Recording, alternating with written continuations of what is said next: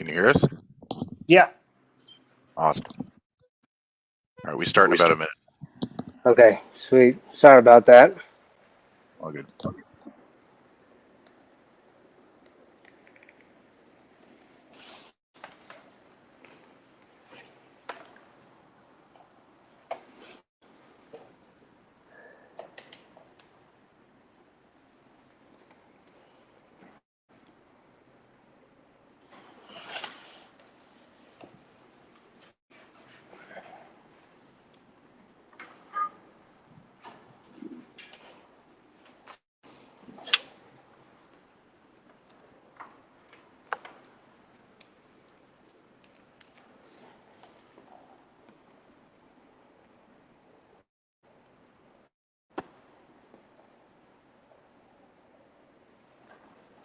We're live. Unmute. You're muted. Oh goodness, hey there.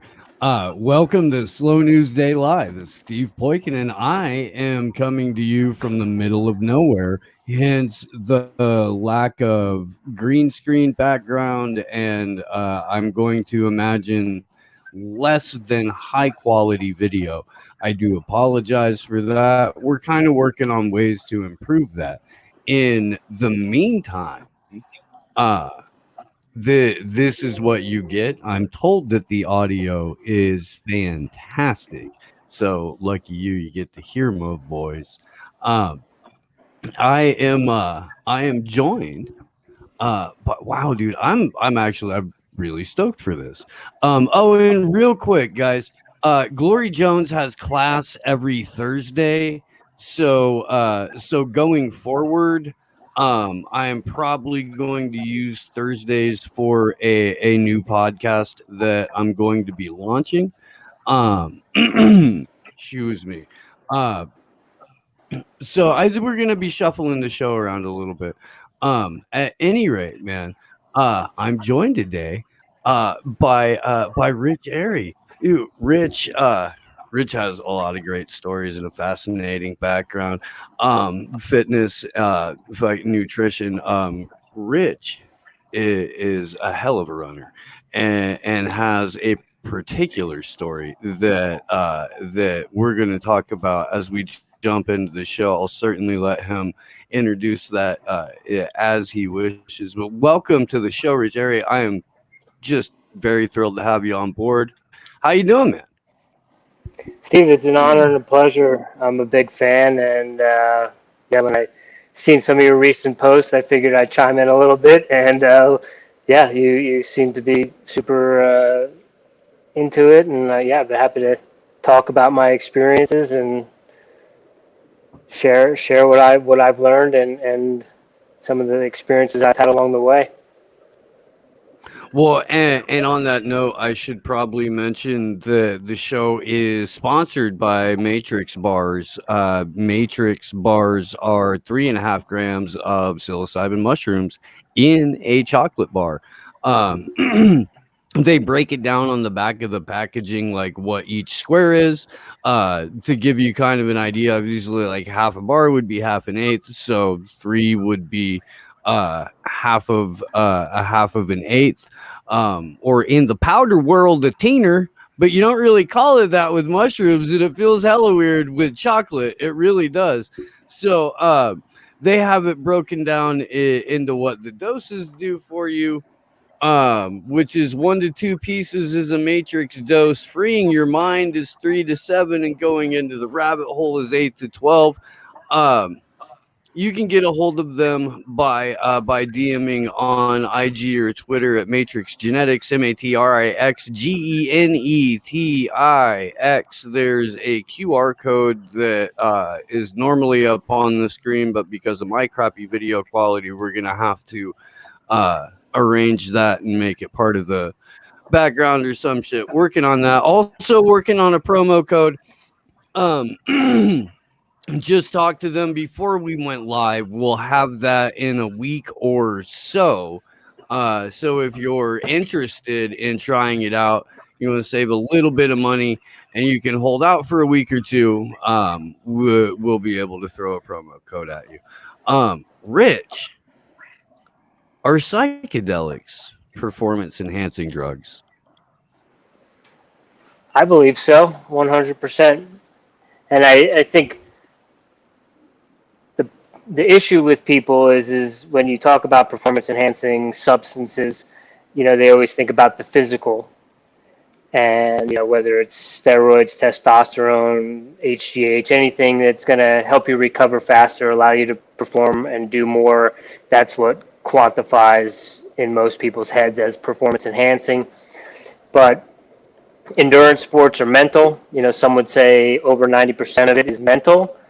And I think if you're using psychedelics, obviously if you're in a good headspace, set and setting, whether you're hanging out doing recreational things, you're in a ceremonial type sense, or even if you're in out in the woods doing sports or running a race, set and setting is everything. So if you're in a good mood and you're in a good mind space, a good headspace, then yeah, they're definitely going to help you tap into that flow state. And then I've also just found that little nuances and nooks and crannies of things that I learned to appreciate in a moment while I'm using psychedelics and doing endurance sports. So, what, and I'll get into some of my experiences on psychedelics playing sports, but one of my favorite stories of all time is the Doc Ellis no hitter on LSD story. And there you guys, well, I'll try and find the link so I can drop it into a chat. I don't think my video works well enough for me to play it from here, but there's an animated video that Doc himself does the narration for, and it's him telling the story of how he ate a bunch of acid, how he had got up in the middle of the night and ate more, didn't realize he was going to go pitch that day.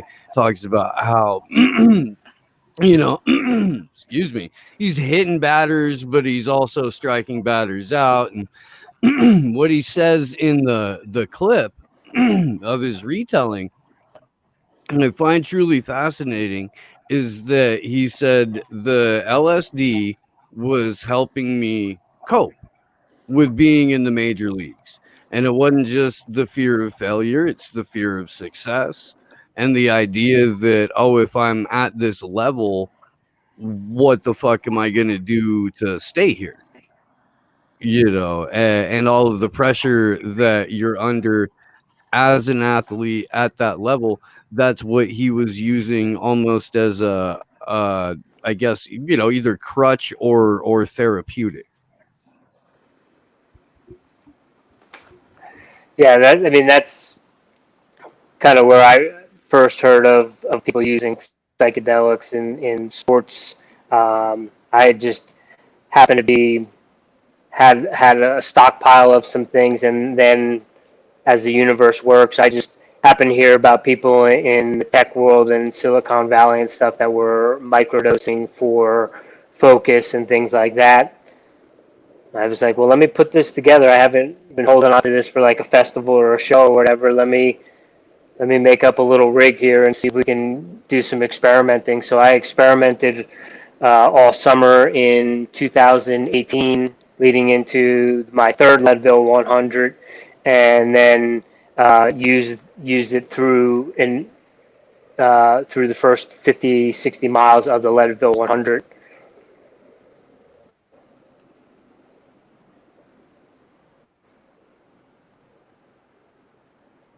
You're muted. Shit. Let's put this into perspective for people who may not know where Leadville is. Like that's micro dosing at elevation, right? Like how high up is Leadville? It's the highest incorporated city in America, and it sits at 10,200 feet. Bro. Yeah. And So what? Go ahead. I was just going to say that the race runs, for the most part, 100 miles. You're running at an elevation over 10,000 feet the entire time, and the highest point on the course is 12,600 feet, and you go over that twice. Bro. So, okay, so the first time that I came out to Colorado, um, we we woke up in Nebraska, at like 300 feet elevation, maybe hauled ass, and we went straight up to like Frisco, bought a 6 pack of fairly high gravity beer, and then went a little bit higher up into Breck, broke out a bong, had a bong hit and a beer or two. And I was like, I mean, dude, higher than the Christmas moon. Just, I never felt like that big of a lightweight before in my life. And I think that there's something, I mean, obviously there's something about the way that, oxygen in your brain work and the way that your ability to breathe and shit like that, like we can get into that a little bit if you want, but to add psychedelics, which in my opinion have always helped me breathe deeper and breathe better. Like, I don't, especially after microdosing for a period, but there's something about it that opens your lungs, that allows you to, I don't know, it sounds kind of weird, but to experience breathing and to experience it as it's, supposed to be, as a very very life-giving beneficial thing, but you can understand the relationship that you have a little bit better, breathe a little bit deeper, and I can see where it would be incredibly beneficial if you're training at elevation for that. Yeah, I mean, the psychedelics definitely allow you to drop into your body, be in your body, and kind of be more present. Another fun fact is that when Albert Hoffman was synthesizing LSD, he was trying to create a circulatory and respiratory stimulant. So with LSD specifically, there is some of that opening of the airways as well.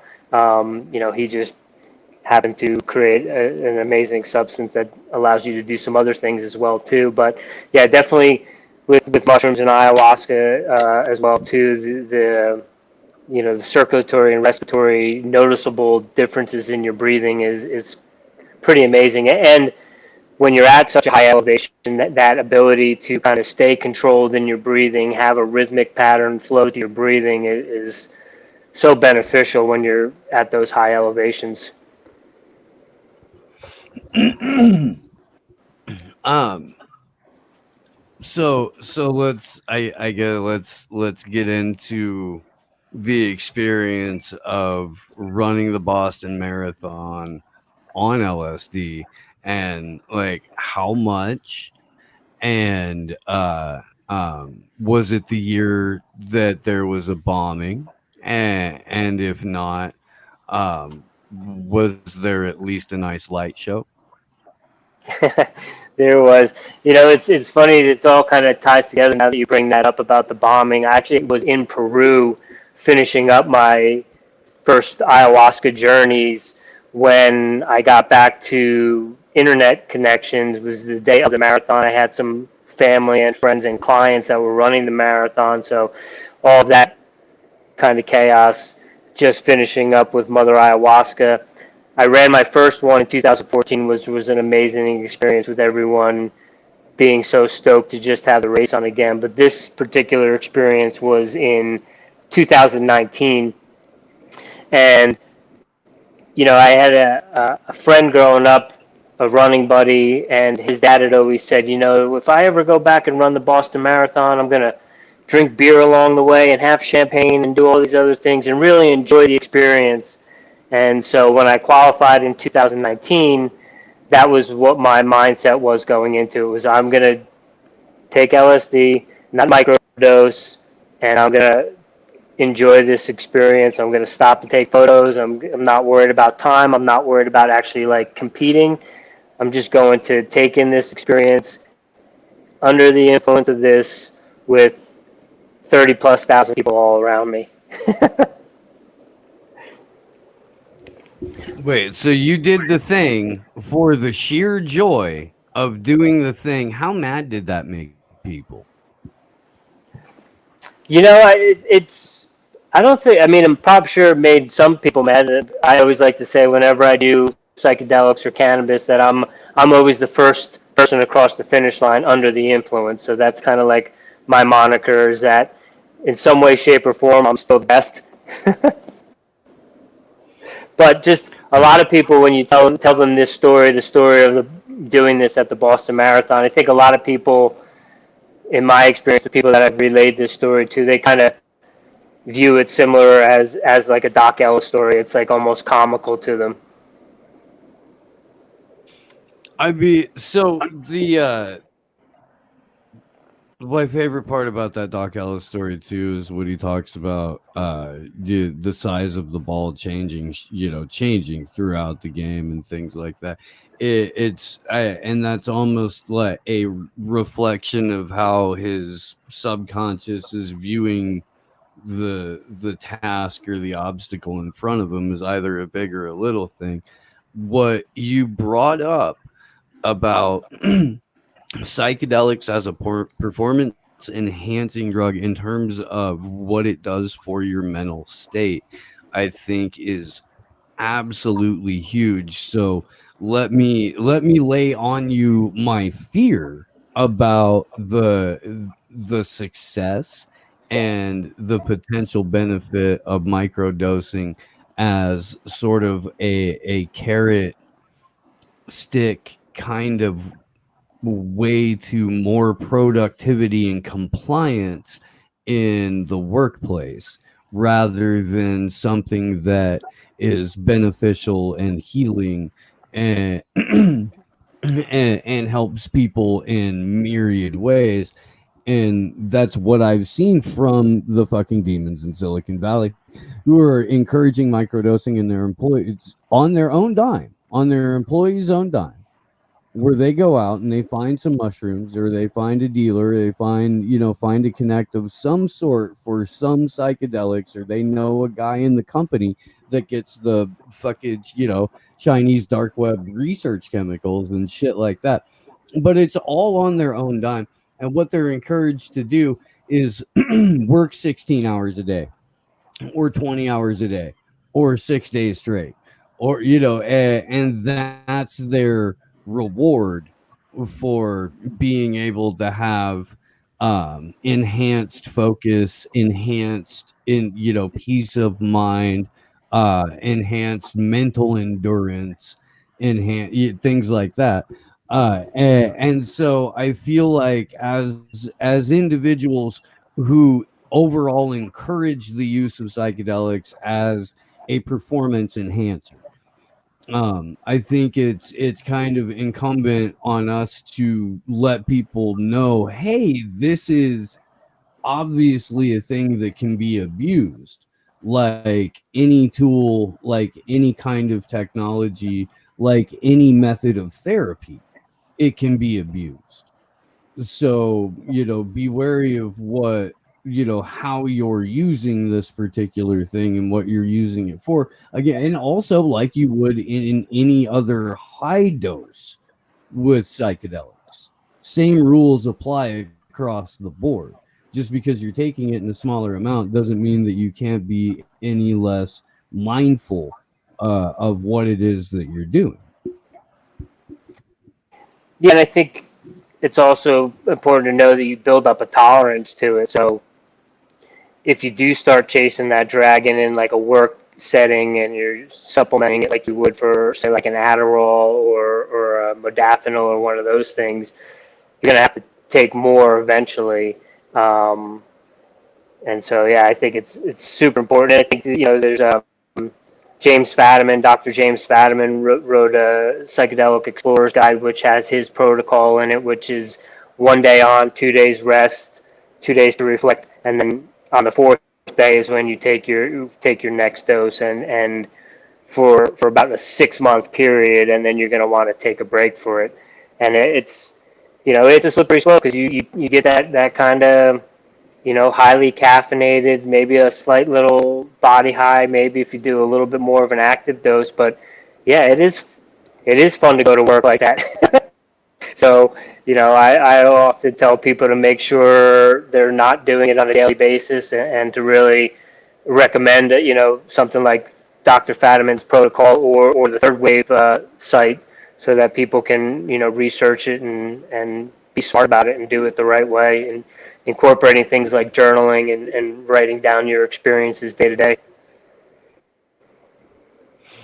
And yeah, I mean that's important too. I recently uh created a Substack because I keep threatening to write a book, and I haven't written shit in a long time. So if I don't like retrain the muscles and all of that shit, that's just never gonna happen.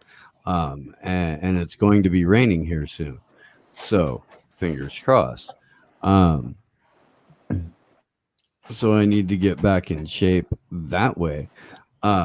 In all kinds of ways. Jesus, man, this has been a weird year, Rich. This has been a weird year. Uh, but I so my regimen for microdosing for a while has alternatingly been like where I'll do just like a flake, you know, for a couple of weeks and then take 3 weeks off, and then do that for a while and then stop for a while, then go like 3 weeks where I'm mixing it with like lion's mane and kratom, working on a thing, a microdose like protocol where it's got that and some CBD and a couple other things in it where you could take it I'm gonna say daily for like up to 3 weeks, but then I would definitely stop for 3 weeks and do 3 weeks on, 3 weeks off with it. But we're gonna test that for a while before we try to, you know, see where it goes. That's the beauty of it, Steve. We are our own science experiment. So if there's ever any science that you're going to trust, it's the science you're doing on yourself. Okay, man. Let me ask this because you are probably one of the handful of people in the sport and fitness world that I talk to, or that I am talking to, John Fitch being another one, and the the sense that I get is that athletes are very much opposed to this medical experimentation, or you don't get to do the thing that we're paying you to do. Yeah, I mean it's a lot of bureaucracy, a lot of things that don't necessarily make sense. I think if it was an even playing field and everyone was on the same page and we knew what everyone was doing, um, what they like to say is that it's not an even playing field and not everyone has access to the same doctors, the same supplements, yada yada yada. Um, but yeah, I mean I'm all about optimization. So whatever is going to get me feeling good, whether it's in a sports setting or just a day-to-day setting in my mindset, then I'm gonna explore those avenues. Yeah, I was talking more in terms of like the Fauci ouchie than Oh, anything else. And so I mean I don't know, like the sense that I'm getting is that people who are generally already physically in shape, not in a risk group, already open to um, using natural medicine or using a combination of different things that have been around for a while that they already know, when taken in conjunction with other products, uh, show that it has the same basic effect as, for example, gene therapy, and find that it's less of a risk to do that than it is to go the other route. Um, but I mean, like, what's that bubble like in the fitness world for the pressure to not just to like jump on board Team Fauci, but to be a brand ambassador for it? I don't know. I've never been offered that kind of money, so I couldn't tell you if I'd sell my soul or not. I'd like to think I wouldn't, but yeah, I guess when the powers that be, you got millions of dollars that are in the hanging in the balance of it.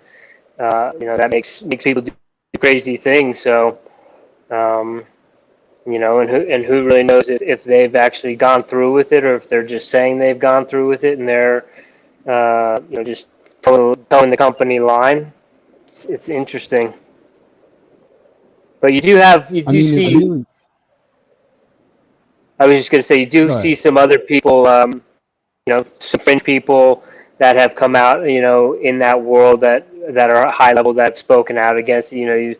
You've had a couple guys in the NFL that are talking out against it. There was a hockey coach that literally got hired and then got fired like the next day because he wouldn't do it. There was a kid from the United States who just turned professional. He was at the University of Oregon.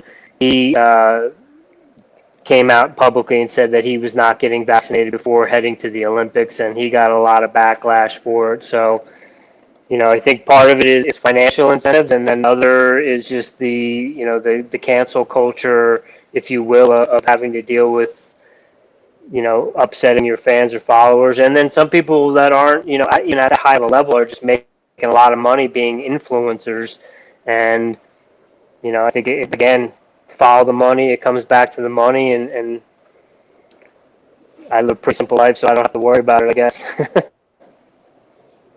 Well, and we know from a number of even mainstream media articles that the Biden administration has pumped tens of millions of dollars if not hundreds of millions of dollars into these influencer campaigns, all the way down to smaller amounts of money where it's like 5 to 20 grand for hyper localized influencers that run, big Facebook groups or popular Instagram, YouTube channels, shit like that.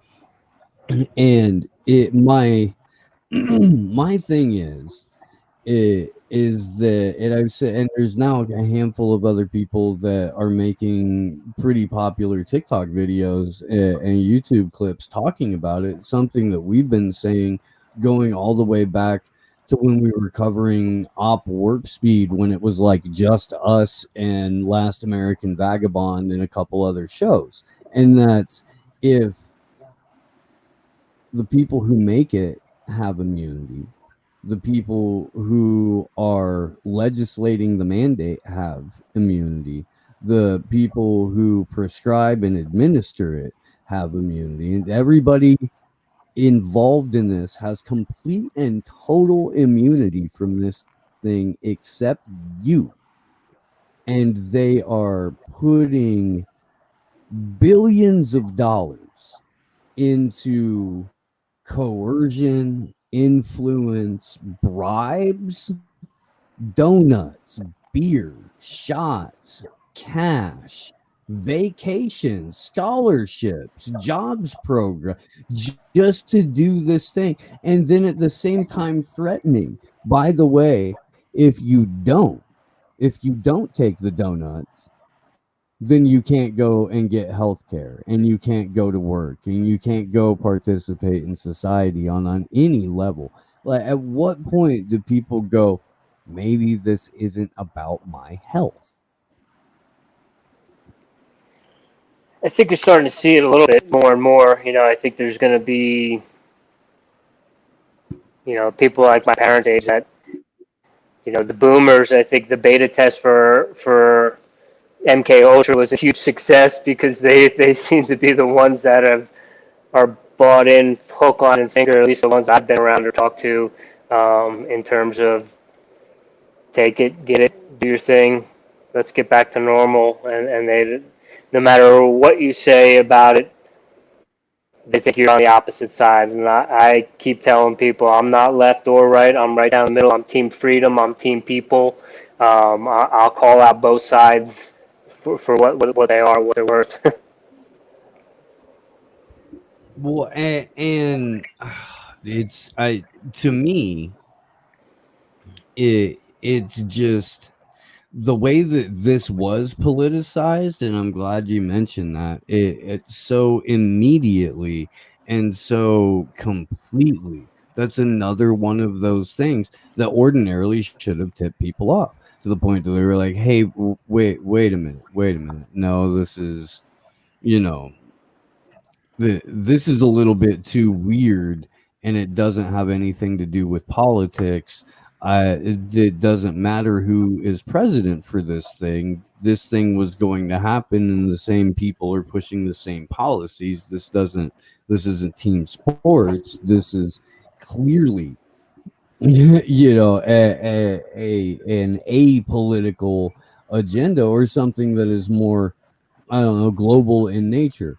um and yet, and yet, the way that people's brains were broken over not just Donald Trump, but I think even going back to 2016, when people saw what happened to Bernie Sanders, and they saw the just not just the cheating, not just the rigging, but the fact that the DNC Clinton campaign murdered Seth Rich and got away with it, and were able to do all of these things more or less in broad daylight, while while being able to spin it and blame Julian Assange and Russia and James Comey and Anthony Weiner's dick and like everything else under the sun but the Clinton campaign. Like that broke people too. I don't know. What do you think?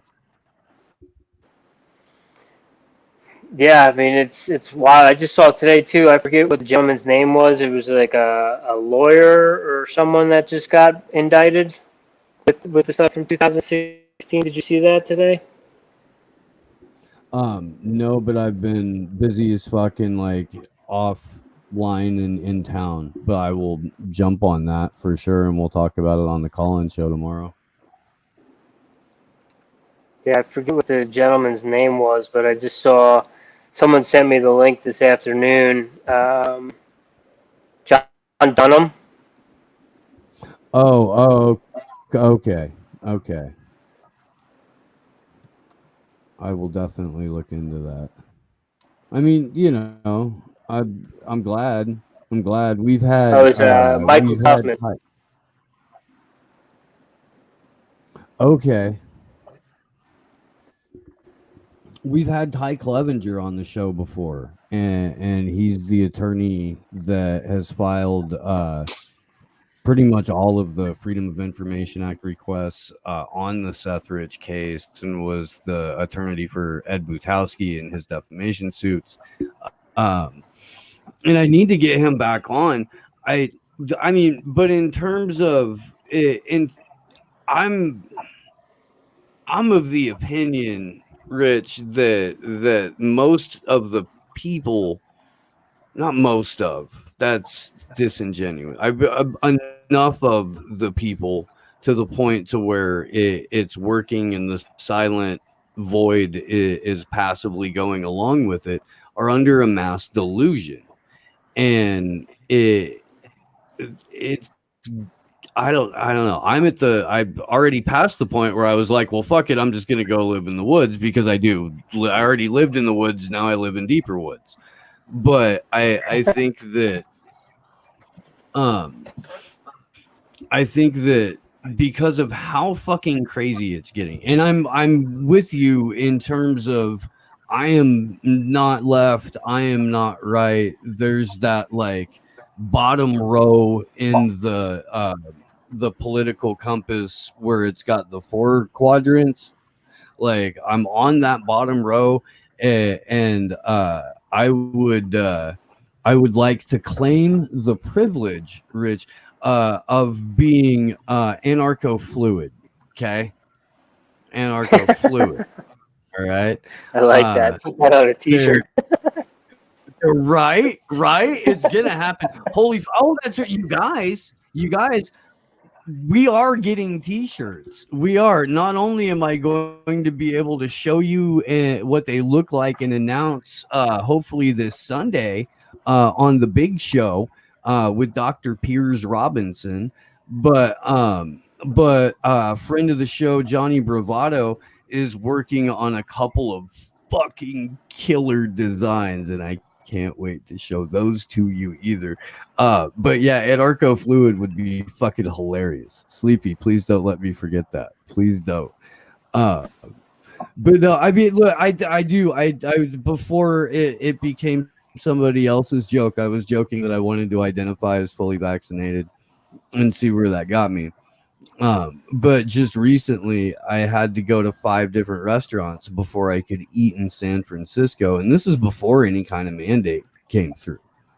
And I don't know, if we don't establish our own market, if we don't establish, parallel structures, parallel society, we don't find a way to do this to where people who in this case are simply pro-choice, to go about and exchange goods and have, a society, then it's going to get incredibly violent, and I don't want that to happen. No, I'm right there with you.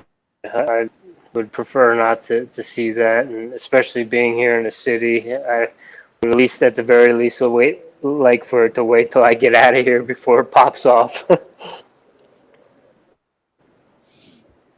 I mean, so I'm on that though. I don't, and we can get back to we can get back to psychedelics, but I do kind of want to know where you're coming from on this, because I get into conversations a lot where people are trying to figure out how much time they think we have left, where we have legitimate freedom of travel interstate, where we have the ability to even go and get groceries, and if this is one of the ways where Klaus Schwab's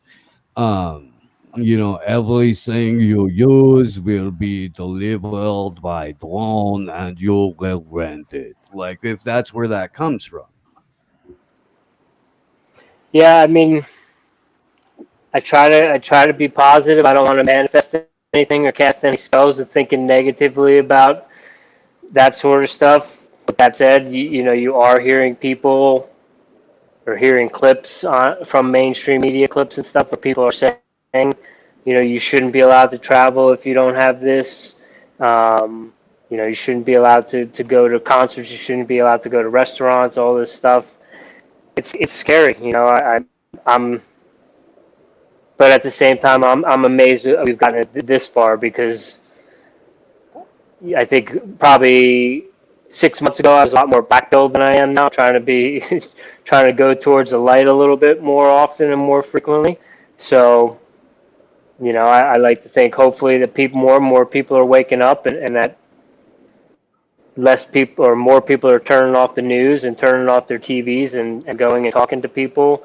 Because I know friends of mine that were, on the fence or thinking, some of the stuff I was saying was crazy, in the beginning, and now all of a sudden this is impacting their kids' school. Their kids have to wear masks to school, all this stuff, and now they're starting to be like, this is bullshit. Like, I'm over this. Like, my 4-year-old doesn't need to be wearing a mask to preschool.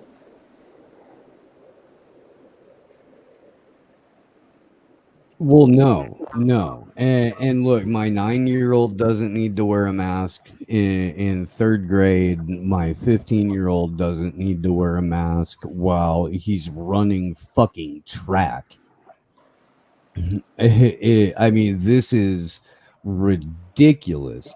If you are this is what I wish people would, especially in the truth community, in the independent media, anyone who's actually putting forth narratives or ideas or asking questions that challenge what the Biden administration or the Trudeau administration, which has now said unvaxxed Canadians cannot gather indoors. Um, or Australia, who is basically just the full fucking Nazi about it. Now, what I'm saying is, uh, oh my god, dude, I'm sorry. I keep seeing images of the Australian troops like yanking away that kid, and it enrages me. I just saw where unvaxxed Canadians can't gather indoors. Like these are things that are happening in real time right now, and if people here don't recognize that all of these things are coming, and if they're not already happening here, they will be any freaking minute.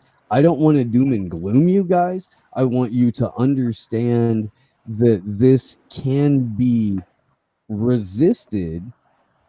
You've got to be fully committed to breaking that machine economically by not participating in that system and by creating one alongside of it that you fully participated. And I encourage pirating the equipment of the empire for that. I do.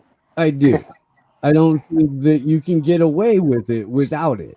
But I mean, it like this is how this has to happen because they're brutalizing our children, and a lot of people are letting them out of fear, and we don't have to be afraid of this thing. We don't have to. Would you agree with that, Rich?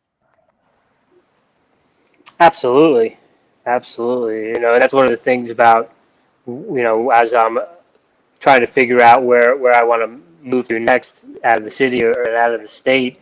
Um, I'm originally from New Jersey, and as crazy as things may appear on New Jersey, in on TV or whatever, and in media of how New Jersey is kind of right up there with New York and California in terms of the craziness. I feel like that's where my tribe is. That's where I know people are going to fight. Like I know people, I don't know them personally, but like I know plenty of people like Ian Smith that are just like, I'm done with this. Fuck this. We're not doing this. And I just don't see that, in my kind of day to day livings here in Colorado. And it's like, I'd rather be around people like that are going to stand up and be in the foxhole with me than running to the other side. I mean, I love Colorado, and I know that there are a lot of pissed off, liberty minded people there. They're surrounded, and anywhere that you can go to get away from them doesn't have any fucking water. And look, dude, again, they're like I've got friends that I love dearly in Colorado, and I know that they want to stay there and ride it out there because that's home, but home ain't got no fucking water.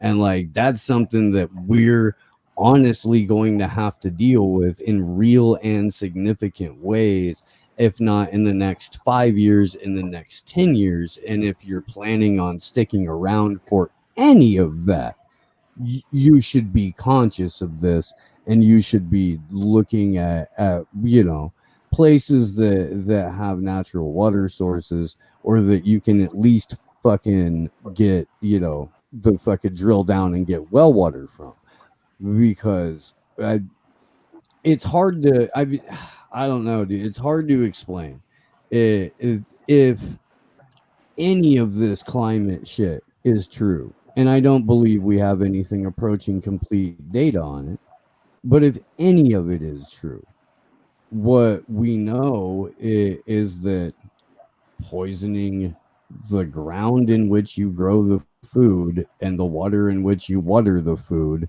and the sky, that's not good. That's not good. So as like that destruction grows, and it is getting hotter, and it is getting colder, and like all of these things, it's getting more extreme in lots of ways. Like I don't know, I think it's vital that we get around sources of water that we can fucking utilize, instead of having to rely on fucking the way San Francisco does, for example, where they steal all the water from Northern California. Yeah, and I don't think a lot of people realize that, what water rights are and how that impacts, like you said, a state like Colorado, where, you know, I didn't realize it was even a thing until I came out here in 2014 for the first time, and I was hand washing my dishes, and the owner of the Airbnb came over and swatted the water, turned the water off, and then I don't want to say he lectured me for 45 minutes, but he gave me a good thorough ear beating about what water rights were and how that impacts things in Colorado. And you may have a piece of property and you have like a spring on it, and you can sell that spring for millions of dollars and still keep your house on that property and have your property, but have no rights over that water. And then I also don't think that people realize that there's a lot of jurisdictions where it's illegal to catch rainwater. Yeah, it's things like this where we've got to agree mutually and voluntarily to opt out of this thing. Like no, the government does not have the right to tell you that you don't own the water on your property. No, the government does not have the right to do that. They don't have to tell you. They don't have the right to tell you that you don't own the minerals below your ground. They have no right to tell you that. They have no right to tell you that you don't own your trees. Like that's ridiculous. It's and there's I mean I understand there's conflicting schools of thought on property rights. We can have that conversation another time. That would even be kind of fun. I'll get like a straight up ANCAP and a fucking a rainbow shitting Marxist on for that one, and it'll be fun. But I mean, again, like opting out of this shit is something that we're either going to have to do, or we're going to have to get used to the idea of a technocratic panopticon. And I'm not saying everybody has to go and move out into the woods. You could do this in a city, you could do this in a town. It's very, very, very easy. You just, fucking get together with your community, make sure you guys have enough food to ride out the winter, which most every community does, especially if you know how to keep it, at least right now. And then plan and get to know your neighbors again, get to love your community, and get to love your neighbors, because you have more in common with neighbors than you do the fucking sociopaths that are telling you that you have to show papers before you can go into a church or a hospital. Yeah, it's good to know hunters, or to know how to hunt. It's good to know how to forage. It's good to know how to, even if it's not psilocybin, it's good to know the nutrient values of and other medicinal values of mushrooms and mycology. And yeah, learn how to garden, or do a collective or a collaborative where you're growing a specific thing and someone else is going to take care of some other things, and you're going to cross pollinate and share, and it's going to need to happen within the community or within your tribe of people. What do you think about the theory that your blood type has a significant amount of influence on how your body processes food and how your diet works? Yeah, I mean, it's definitely, your blood type, or just your genealogy, your lineage, where you're coming from in terms of where did you are your genes coming from the equator? Are you Scandinavian? Are you European? That is gonna have a huge impact on how you should be eating. And I think a lot of people, and you should also be eating seasonally too. And again, that goes back to being local, in terms of what you have access to and what you should be sourcing, as opposed to going to a grocery store and getting fruit or vegetables that are out of season, but they're coming in from another location. All that stuff is important. And again, it goes back to as an athlete or as a human being, you are your own science experiment, and you have nothing but your lifetime to figure out what works best for you, and what works best for me may not work best for you, or vice versa. What do you think of this war on the natural immune system? And like, why do you think that's taking place? Money. There's a lot of money to be had about on pharmaceuticals and medications, shots, and stuff like that. A little background about me: why when I was in the fourth grade, when I was 11 years old, I had an allergic reaction and had a grand mal seizure to an asthma medicine that I was on, to the point where my mother and my aunt had to do CPR on me until the paramedics got there. Ended up losing a permanent tooth at work since then. But long story short, I was in fourth grade. When I went to middle school, in sixth grade, all my health problems went away. I used to have upper respiratory bronchitis all year long when I was in elementary school. When I went to middle school, all that stuff went away. And the year after I left that elementary school, it was condemned for black mold. So, Oh wow. Oh wow. Yeah. I mean, shit, dude. Um, I so okay. So I've kind of hinted at this a couple of times, but I played a number of soccer games and a handful of hockey games on LSD and mushrooms when I was in high school, and that shit was so much fun. And I'm not talking about like, oh, let's eat half a hit and go you know, I mean, there was a soccer game where our starting lineup, including the goalie, was on a 10 strip apiece. And this was, you know, mid 90s LSD, when it was like good and clean. And oh, holy jeebus. I mean, we won the game, but it was sloppy, so sloppy. And you could see, for a lot of it, you could see where the ball was going before it got there. So your biggest problem was getting hit by the ball because you couldn't believe that you had got to where it was going before it did. Uh, I mean, it was a wild fucking. And all our parents are out there, and there's like some scouts out there, and the other team knows we're fucked up, but they're like, they don't know if we're really drunk or like it's yeah. It's just, I mean, it was absolutely wild, but no fear whatsoever, and absolute joy of the sport and of the moment in the game. It was a purely beautiful experience. well, I'm amazed that you 10 strip guys, because I have some friends that talk about 10 strip days too, and I just that is a world I've never lived in. And full disclosure, I didn't take my first dose of LSD until I was over 40, No, I mean, because I I came. know. Go ahead. Go ahead.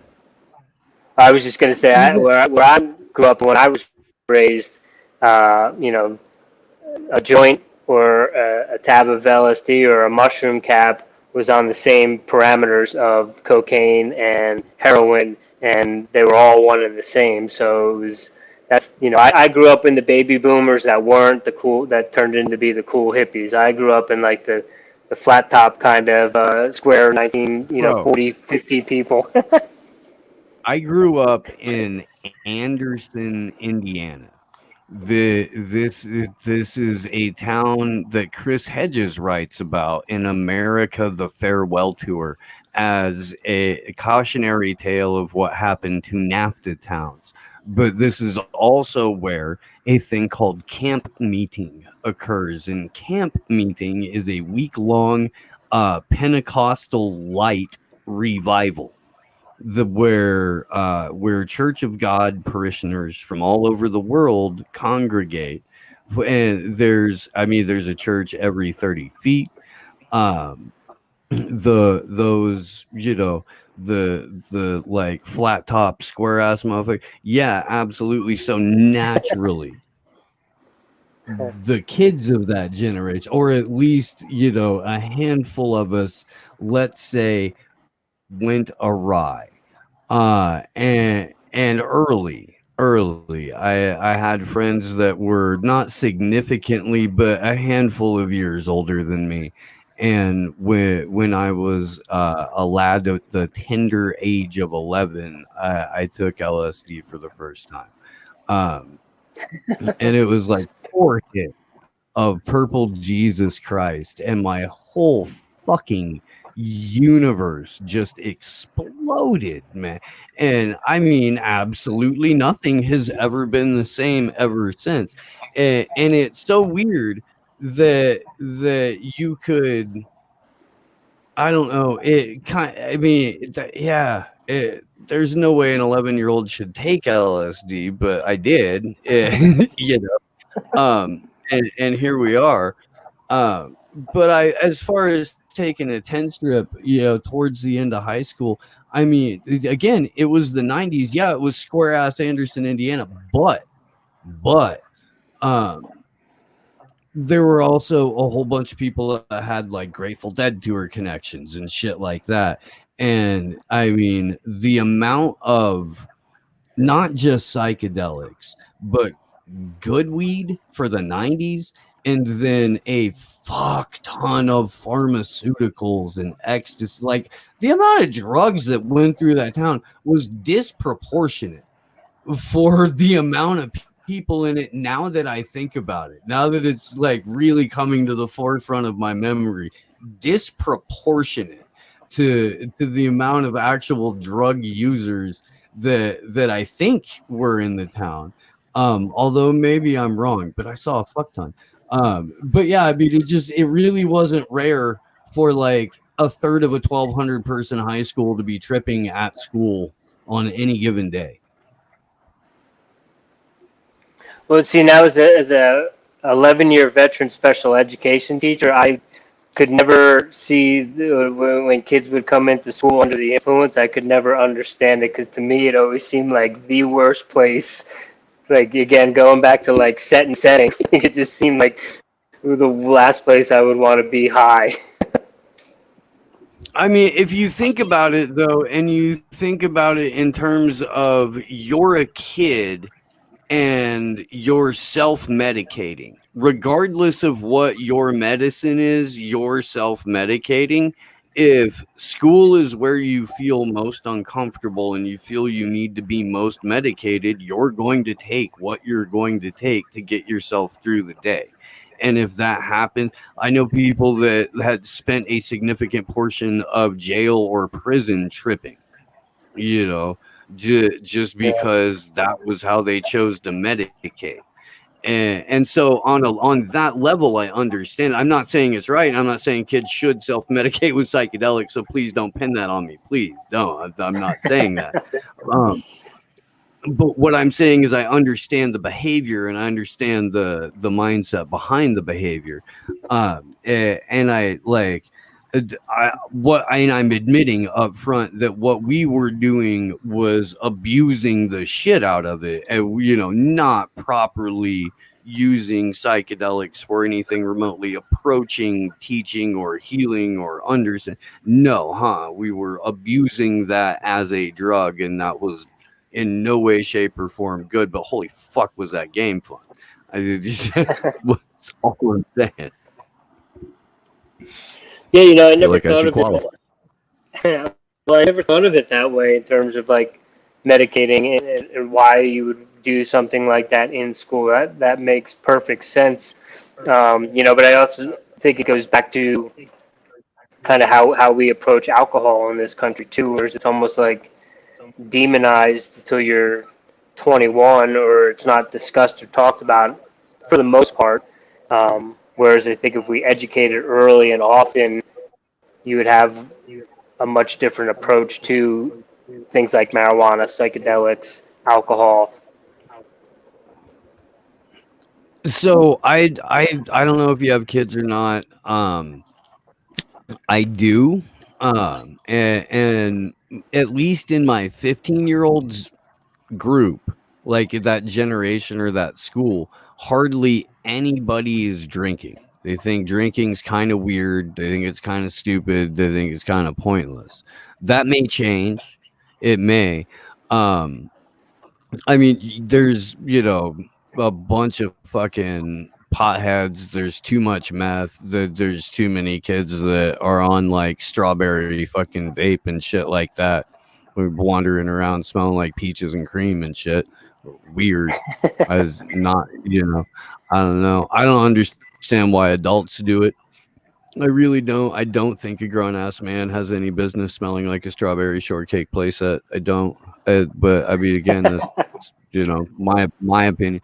But but I mean, there's like an entire generation of kids that aren't drinking, aren't going out, aren't fucking, aren't like fucking aren't fucking around. They're not even like going out and like tearing up a cornfield in a four-wheeler or anything. Like they're just so shut in and absorbed into this world that getting altered in that way isn't necessarily part of their framework, but the suicide rates are through the roof. The depression and the people who are on like medication for depression as teenagers through the fucking roof. And I would suggest maybe not like alcohol, but maybe go out and fuck around a little bit. Yeah, you run around in the woods, fucking build a fort, tear it down, fucking drag a mattress in there, feel a girl up, have some fun, can get consent, dude, consensually, But like, I mean, fuck, dude, you the you don't have to stay locked in isolation in depression and just be miserable about the fact that you don't do anything. You can go do things. Yeah, and there's real data out there talking about the benefits of forest bathing or being in nature and how important that is. And yeah, the social media world that everyone only sees is portrayed in this almost like celebrity like lifestyle where everyone's balling and doing this. So the depression and the suicide rates of the younger population is quite alarming to me because growing up, I think from the time I was in elementary school until the time I got my first real job in a career, I knew of two suicides, and now it just seems like it's almost a everyday occurrence. Someone or there's some connection of something where you hear someone or a friend of a kid in class or something that has taken their life, and I'm just like, I barely even knew what the heck suicide was at 10, 11 years old, and now you're hearing about kids that age taking their own lives. Something's not right. Well, and again, I mean, there's such imbalance in the world on so many different levels, and where our health is going to be. We know that the U.S. is an incredibly unhealthy nation. The West largely is incredibly unhealthy, but I mean that's been more or less global since the introduction of high fructose corn syrup as one of the biggest drugs that we've ever introduced onto the population. Um, but along with that, there's a spiritual depletion that has taken place where people have put that energy that they would put into any kind of spirituality or any kind of thinking that um there is more than just this. There is more than just what this existence or me or whatever, this self, this whatever. um and they put that into a political ideology and they put it into politicians, and so that's become a system of faith, a supernatural belief system in and of itself, and it involves fallible human beings in corrupt systems designed by sociopathic pedophiles. And I think that as long as like there's that spiritual void alongside our physical health void, it's going to be, an uphill battle in terms of putting more good into the world than we're getting from our esteemed leaders. Yeah, I mean that's one of the biggest takeaways that I've gotten out of this last 18 months or whatever it's been, is that it is a spiritual war.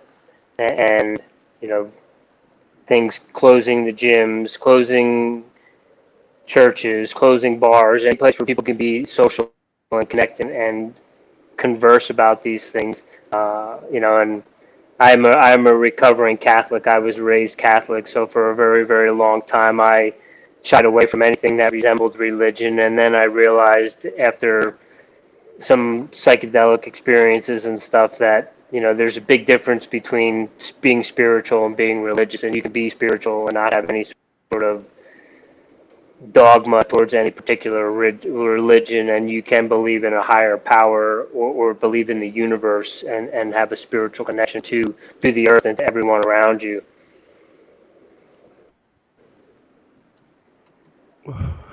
Well, and I mean, I agree, and I'm not trying to get into a whole big conversation about religion or spirituality or anything like that. But I do think that it's important that we recognize all of the different facets on which this manufactured confusion is taking place on, because it really, it feels like we have a limited amount of time to, I don't know, I guess preserve humanity, um because I don't see a lot of, I don't know, I don't see a lot of, I guess, benefit to a transhumanist mindset. And I think that's where we're being pushed, whether we want to go there or not, with not just with the jab mandates, but what they represent, which is the antibody dependent human being, without a natural immune system. And I feel like that's something that a lot of people are missing when they report on this. Um, and I mean, is that, do you agree, like, with the 80 theory? Do you agree with what, not just Dr. Malone, because I have thoughts on that guy. But I mean the old internal memos and shit like that.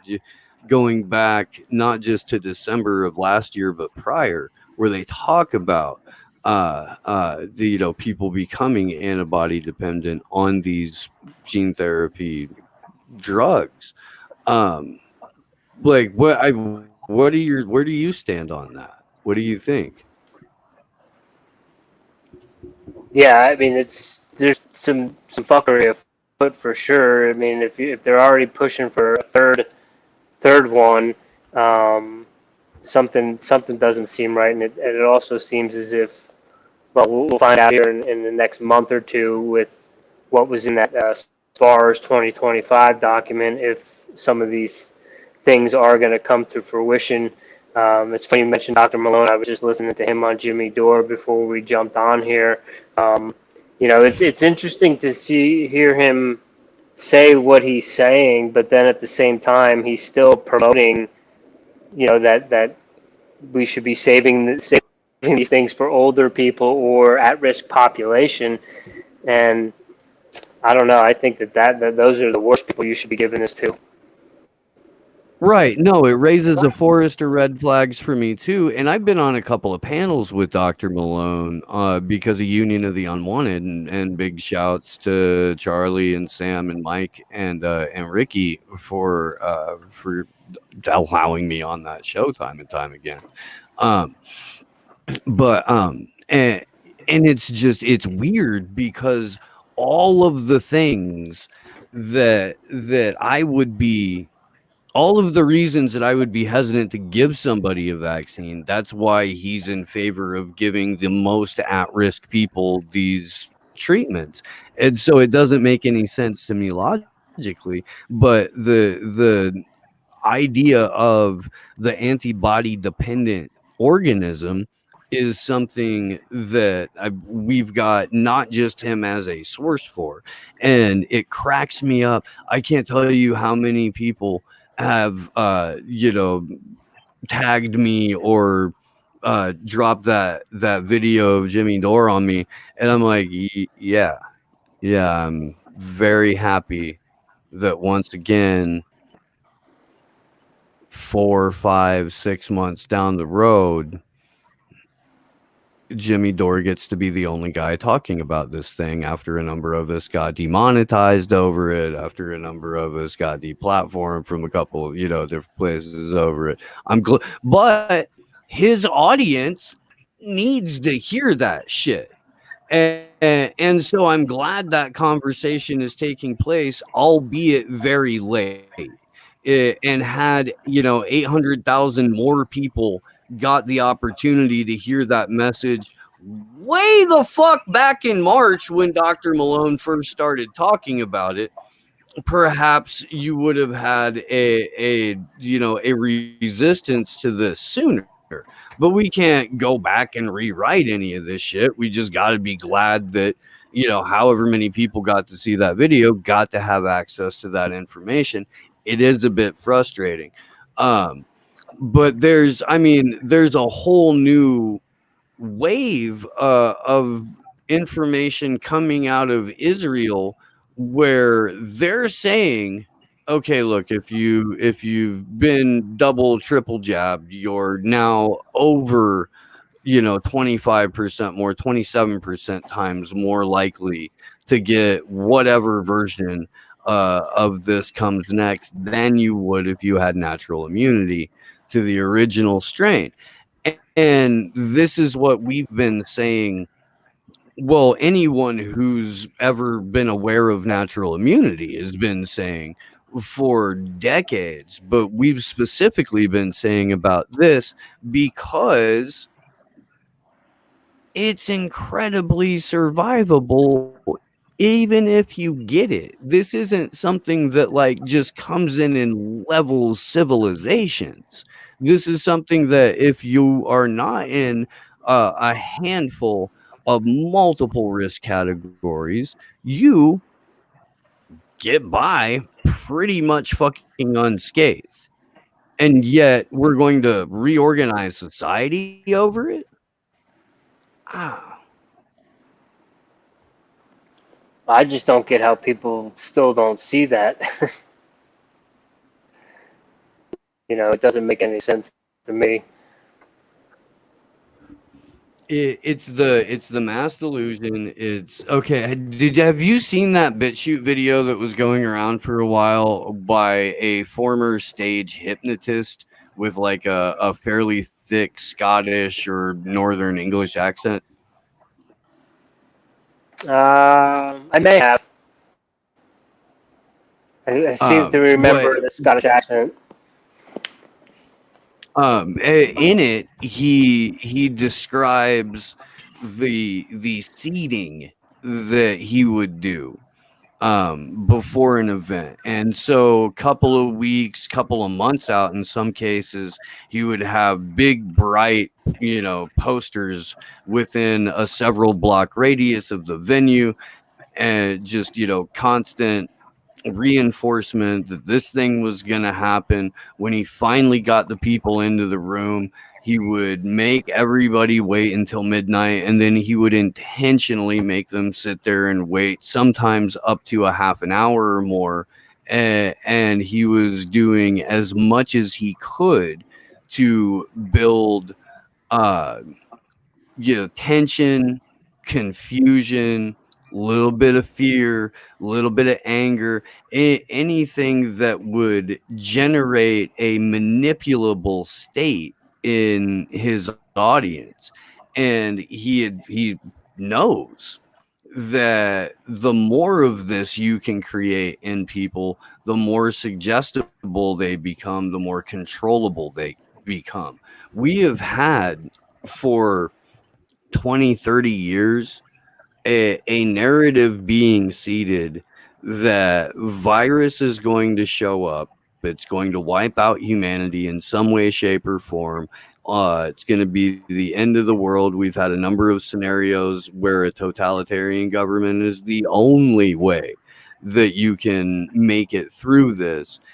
And flash forward to, it's August 16th, September 16th of 2021, back in, February or March of last year, Vanessa Beeley and I were telling people like when the vaccine passports come and when they restrict travel, and they're like, "Oh, you're crazy. You're insane." And now we're here, and we've been living the real-time prequel of V for Vendetta. I am just hoping that everyone got their Fox mask in the mail because it's motherfucking time. Yeah, it would seem like it is upon us, depending on where you're at, where you're living, and how prepared you are. But it is scary times, and it's funny too to bring up, a guy like Tony Fauci and what he did in the 80s with AZT, and how many people either have no idea of that or have they forgotten about it completely. And now he's this pariah of health. And again, my whole thing as an athlete, as a coach, as a trainer, I'm still waiting for someone like him to come out and say we need to exercise more, we need to cut back on the alcohol, Right? we need to get vitamin D. These are the supplements. Now they're even talking about you might need to get a prescription to get certain supplements. I mean, it's insanity. 100%. Rich, we've been going for about 90 minutes. And I want to thank you so much for taking time to come and talk to us. It is insane. It really is. At no point, and I've said this before on social media and on the show, but if this was truly about our health, along with, okay, well, we have this experimental thing we've been working on that we're, having trials for. You can sign up. We'll give you informed consent. You can read all about it and participate in it if you want. But along with that, here is a litany of things that you can do to help, prevent from contracting this thing, get over it quicker, help prevent the spread, help mitigate symptoms. And here is all of the things. And yes, absolutely right at the top of that would be eating right, exercising, engaging in as healthy a lifestyle as possible, and limiting putting things in your body that are destructive.